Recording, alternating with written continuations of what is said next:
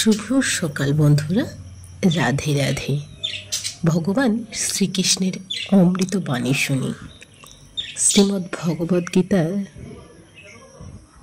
ভগবান শ্রীকৃষ্ণের মুখ নিঃসৃত বাণী আমাদের জীবনকে আলোকময় করে তোলে। আর এই আলোকসজ্জায় সজ্জিত হতে জীবনের সমস্ত বাধা বিপত্তি মুক্তি থেকে হতে ভগবদ গীতা অবশ্যই পাঠ করা উচিত। জড় প্রকৃতি কী? ভগবদ গীতায় তা ব্যাখ্যা করা হয়েছে নিকৃষ্ট প্রকৃতি বলে, আর জীবকে বলা হয়েছে উৎকৃষ্ট প্রকৃতি।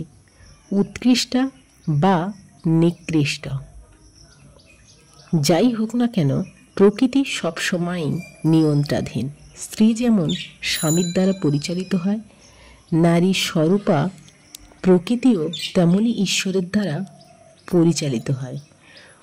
অধস্তন প্রকৃতি সর্বদা ঊর্ধ্বতন ভগবানের দ্বারা নিয়ন্ত্রিত।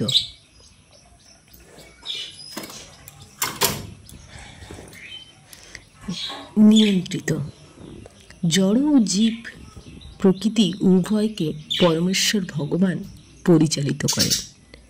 গীতাতে বলা হয়েছে, জীব যদিও ভগবানের অপরিহার্য অংশ, তবু তাকে প্রকৃতি বলেই গণ্য করতে হবে। ভগবদ্গীতার 7ম অধ্যায় তা স্পষ্টভাবে বলা হয়েছে। এই জড় প্রকৃতি আমরা নিকৃষ্ট প্রকৃতি। এই নিকৃষ্ট প্রকৃতির ঊর্ধ্বে আরেকটি প্রকৃতি আছে, জীবভূতা অর্থাৎ জীবসত্তা। জড় প্রকৃতি গড়ে উঠেছে সত্য, রাজ, তম এই 3টি গুণের উপর সমন্বয়। এই গুণত্রয়ের ঊর্ধ্বে আছে অনন্তকাল, আর এই গুণগুলির সমন্বয়ে ও অনন্তকালের প্রভাবে পরিচালনায় কার্যকলাপ সাধিত হয়, যাকে বলা হয় কর্ম। প্রতিটি মানব জীবনে তাকে কর্ম সম্পাদন করতে হয়, আর সেই কর্ম তাকে সঠিক ফল নির্ধারণ করে। কর্ম বিনা কোনো প্রাণীর অস্তিত্ব নেই। অনন্তকাল ধরে এই কর্ম প্রক্রিয়া ঘটে চলেছে। আমরা আমাদের কর্মের ফলস্বরূপ সুখ অথবা দুঃখ ভোগ করি।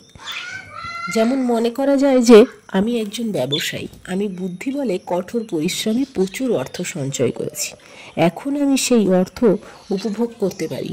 কিন্তু আমি যদি ব্যবসায় আমার সমস্ত সম্পদ হারিয়ে ফেলি, তাহলে আমাকে ক্লেশ স্বীকার করতেই হবে।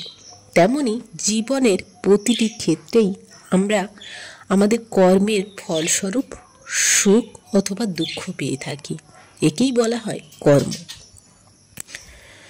ভগবদ্গীতায় ঈশ্বর, জীব, প্রকৃতি, কাল ও কর্ম এই সব কিছুরই ব্যাখ্যা করা হয়েছে।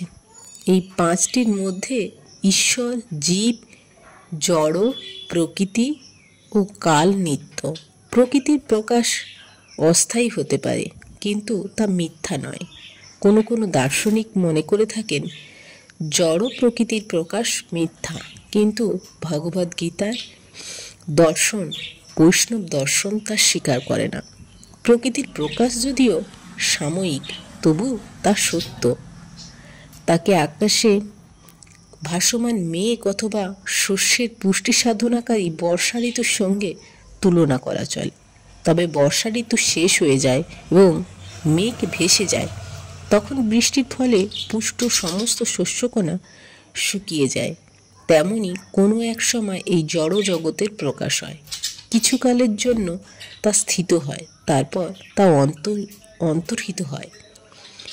প্রকৃতি এইভাবে কাজ